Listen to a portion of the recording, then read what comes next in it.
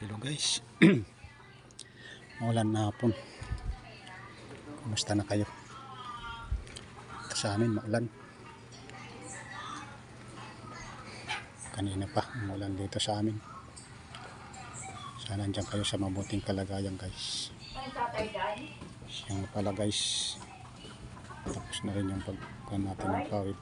Guys, tapos na. Sa wakas, tapos na rin. Lagay ng atip. Lagay ng pawid. Atipan na lahat.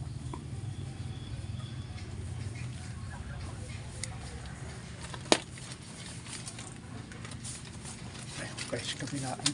Nalagyan na ng atip. Nalagyan na ng pawid. Ito yung ano natin, tablo natin matungtong pag-atip.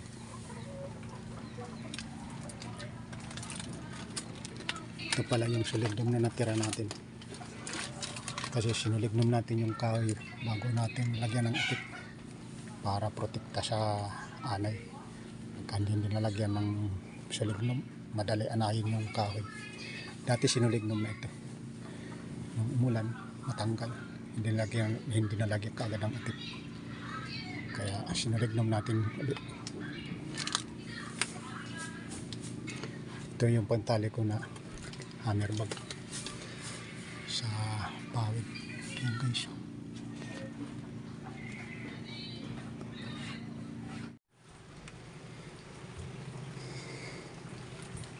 Pampang natira na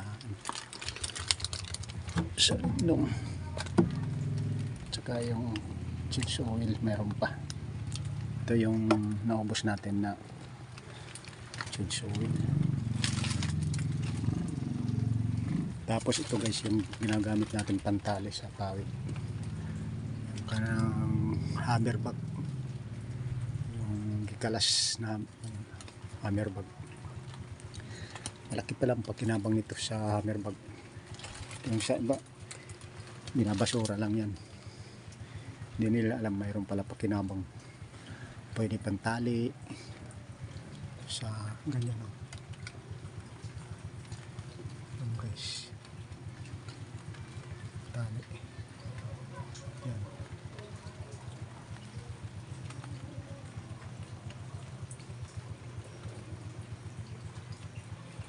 Tali sa pawid. Tapos ginagawang duyan. Yung palang pagkinabang siya, malaking pagkinabang siya sa hammerbag. Yung linalagyan ng simento. Tapos naangat ang crane.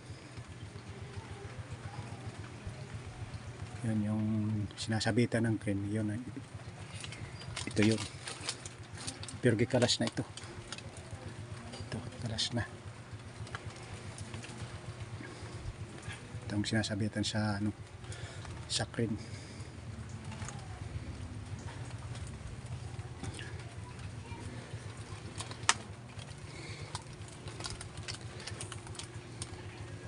Yan, ayos na guys. Hindi na maulanan yung ating kahoy.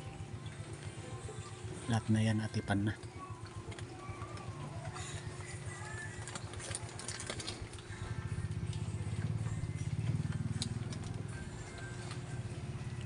Ito naman yung tablon natin tungtungan sa ano, atip.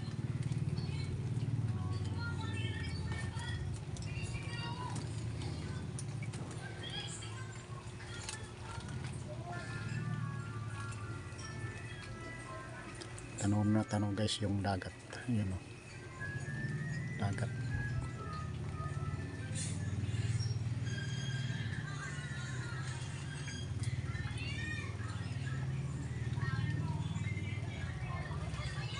Ito pa yung isang tablon natin tungtungan.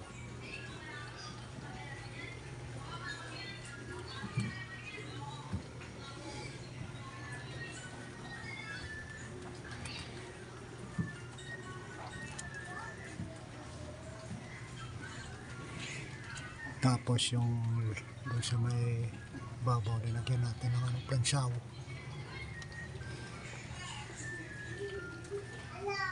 Plansaw yan sa ibabaw. Tawid. guys, abangan yung susunod yung video. Maraming guys sa binibigay yung suporta sa aking mga vlog.